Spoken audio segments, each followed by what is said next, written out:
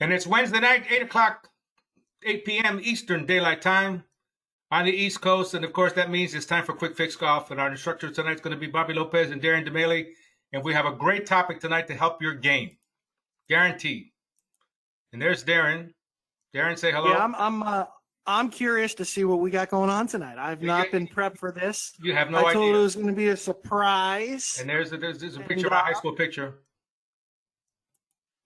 And we're the PGA Pros at Tupelo Bay. And we're the PGA Pros at Tupelo Bay. That's right. It's where we hang out.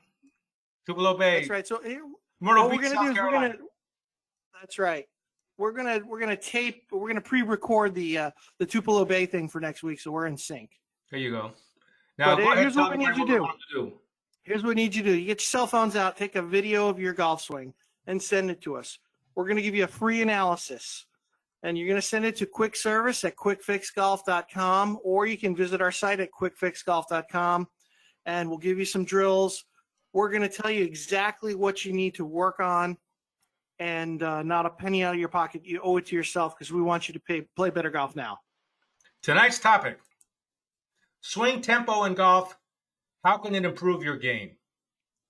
For those of you that are golfers, stick around and listen to this because you're probably going to get this in a little different perspective than you probably heard anywhere else. Why? Because I'm probably crazy. Yes, tempo and timing can overcome swing faults. What's the difference between tempo and timing? Is there a difference to the two? What's a swing fault? I would define it as anything that interferes with your ability to square the club face up at impact. So what I'm saying is tempo, if you get the tempo just right, you look at the little picture we have here, you got a shut face, you got a square face, it looks a little open to me, and an open face. And you're trying to get that club face back to the middle picture, which is a square face. If your tempo is right, you can get it there, even though you might have made some motions on your way back or on the way down that may have made it harder to do than it needed to be. See if I can explain that properly. Let's just pretend that you rolled the club face open on the way back. And I'm going to show you some examples like Ray Floyd and others tonight that we're going to look at their swings and they'll show you exactly what I'm talking about. And now you've made it more difficult to do. It doesn't mean you can't do it. It doesn't mean that if you time your swing right, if you get the rhythm and the timing going just right, you can get that club to come back to square magically. I mean, as human beings, we have an amazing coordination that God's given us to be able to do things quickly, like catch something in a hurry that's been thrown at you. More act and react kind of action rather than thinking so methodical like so many golfers do about taking it. You never think about what step you take when you shoot a basketball. You just shoot the basketball. You don't think so much. And rhythm and timing is involved in that. And you got a certain rhythm when you're making that foul shot. If you can hold that rhythm enough times in a row, you can make a lot of foul shots in a row. So it's not that different than what we're talking about with golf. But tempo and timing are two completely different things. Tempo is the rhythm of the swing. And I read something as I was doing this that the Golf Channel was talking about. You should have a 3.1 second swing or something. Malarkey. Your tempo of your swing has to match you. It has to match who you are. There's an old story. They say that a guy went in to talk to Arnold Palmer in the bar. And he said to me, he says, how do you play that well with that fast backswing you have? He said, I didn't know I had a fast backswing. It might not feel fast to him. Then you might have another golfer that has a real slow backswing. Is the slow backswing better than the fast backswing? Not if it's for the wrong person.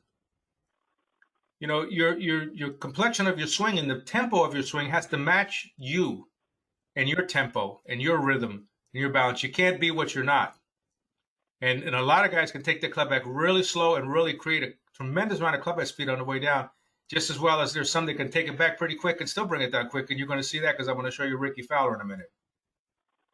What's the swing fault? The swing fault is what I just said. Let's say you roll that club face open on the way back.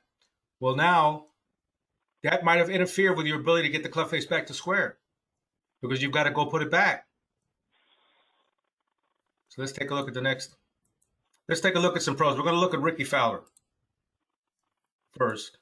And if we look at Ricky Fowler, where's Rick? Whoops, there was Lee Trevino. We're going to look at him too. But if we look back here, Fowler, let's see, that starts with what? Oh, an F. That's a joke. Now watch Ricky Fowler here. See, he stops the club right there. Now watch what he did. Watch what he does right here.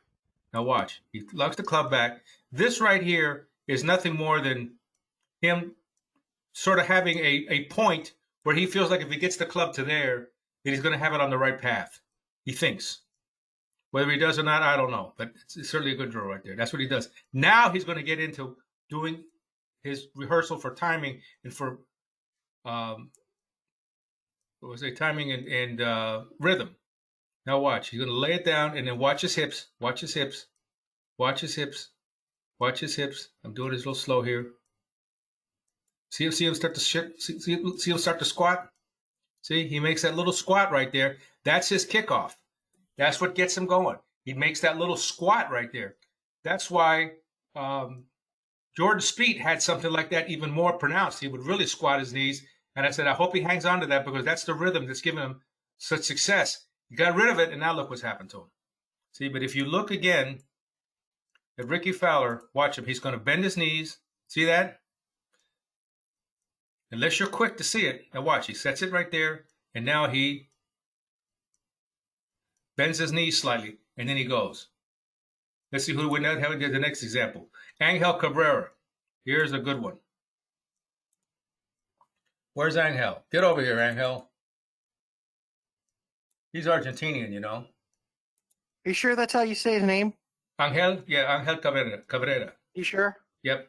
Why? Is it his other name? Did I screw it up? Just curious. I don't know. Now watch. Did you see what he did? Did you see what he did? Now watch. Watch his hips. Watch his hips. Watch his hips.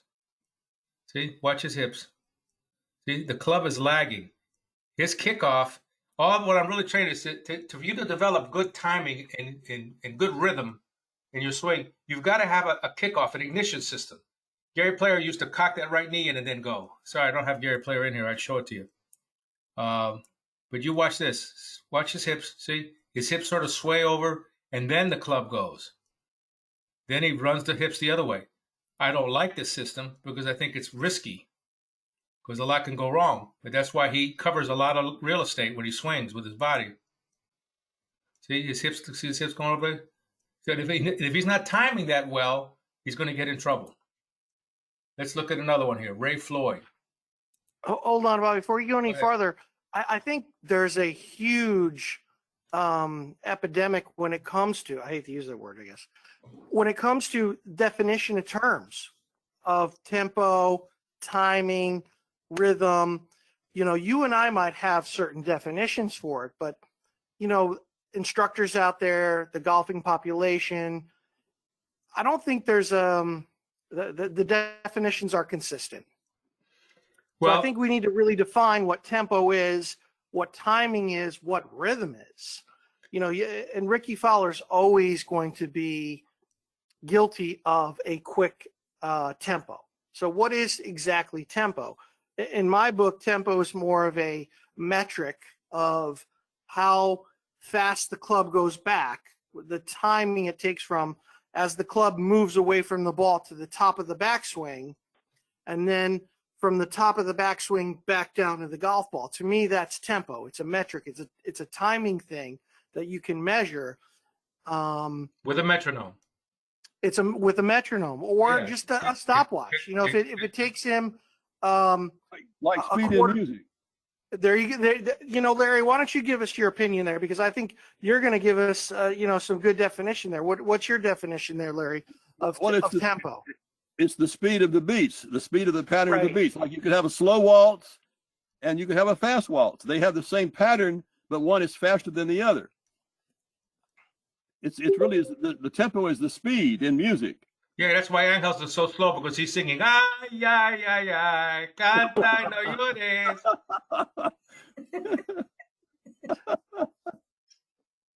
And that's, you know, Larry, you're exactly right. It's the speed, and it's a ratio to me between the speed of the backswing and the speed of the downswing.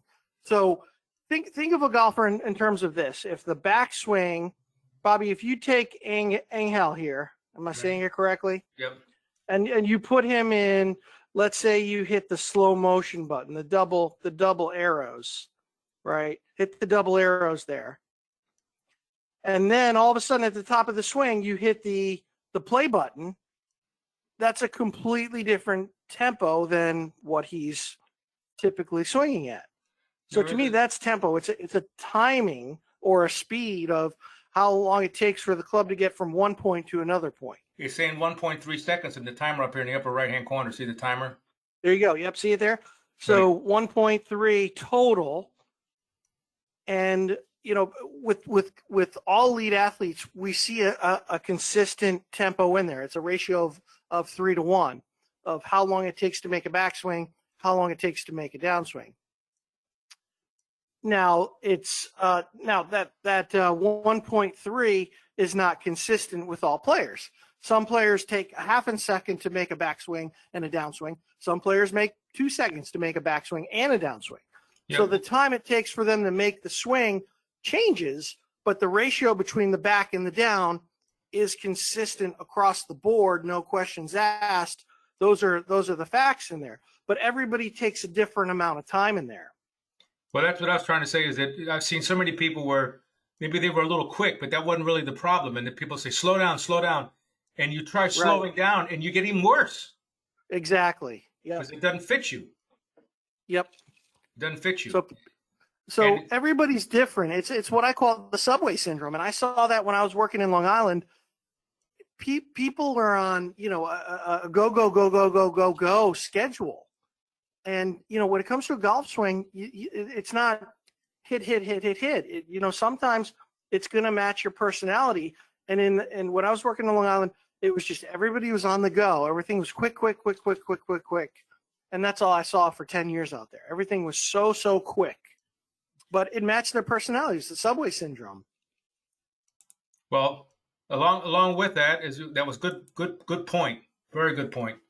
Was the ignition system that affects the timing. You know, what fires the mechanism off and starts that golf swing with just the right, was that first rhythm, that first 18 inches of rhythm and timing and speed is going to affect everything else that goes on. And I will show you, he does it with his hips, and I watched Ray Floyd. Watch this. This is a riot.